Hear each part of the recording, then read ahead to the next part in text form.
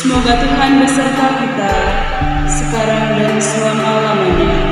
Inilah Injil suci Yesus Kristus menurut Santo Lukas. Dimuliakanlah Tuhan. Sekali peristiwa, Yesus berkata kepada murid-muridnya, akan tampak tanda-tanda pada matahari, bulan, dan bintang-bintang. Bangsa-bangsa di bumi akan ketakutan dan bingung menghadapi deri dan gelora langit. Orang akan mati ketakutan karena kecemasan berhubung dengan segala sesuatu yang menimpa di bumi ini, sebab kuasa-kuasa langit akan guncang.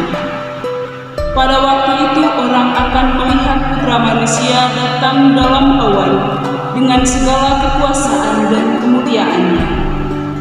Apabila semuanya itu mulai terjadi, bangkitlah dan angkatlah kepalamu, sebab pembebasanmu sudah dekat.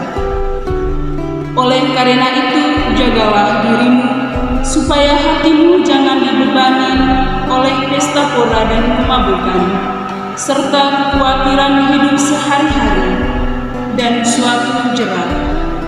Sebab hari itu akan menimpa semua penduduk bumi ini.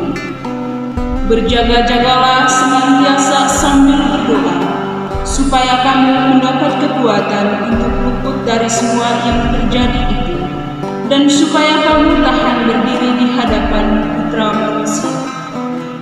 Demikianlah sabda Tuhan. Terpujilah Kristus. Bapak, Ibu, saudara-saudari yang terkasih dalam Kristus, bacaan Injil yang telah kita dengarkan tadi mengisahkan tentang kedatangan Putra Manusia dalam segala kekuasaan dan kemuliaan-Nya untuk membebaskan bangsa-bangsa di bumi dari ketakutan, kebingungan, dan kecemasan. Dan juga sebuah ajakan bagi kita semua untuk terus menjaga diri, menjaga hati, jangan membebani diri oleh pesta pora, jangan membebani diri oleh kemabukan dan oleh kekhawatiran hidup sehari-hari, serta kita diajak untuk selalu berjaga-jaga sambil terus berdoa.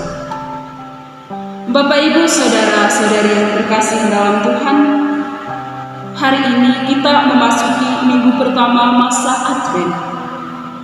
Masa kita sebagai umat Allah mempersiapkan diri menyongsong kedatangan Sang Juru Selamat, yakni Kristus. Kita mempersiapkan diri agar dapat menyambut kelahiran Sang Juru Selamat pada perayaan Natal dengan penuh iman, sikap tobat, dan hati yang suci, sehingga kita boleh mendapatkan rahmat dan berkat dari Tuhan. Tuhan akan tinggal dalam diri kita dan mengarahkan kita pada keselamatan.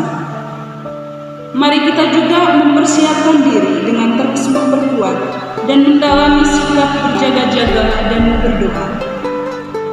Terutama terus menjaga hati dan pikiran kita agar tidak dikuasai oleh pengaruh jahat yang menjauhkan kita dari Tuhan.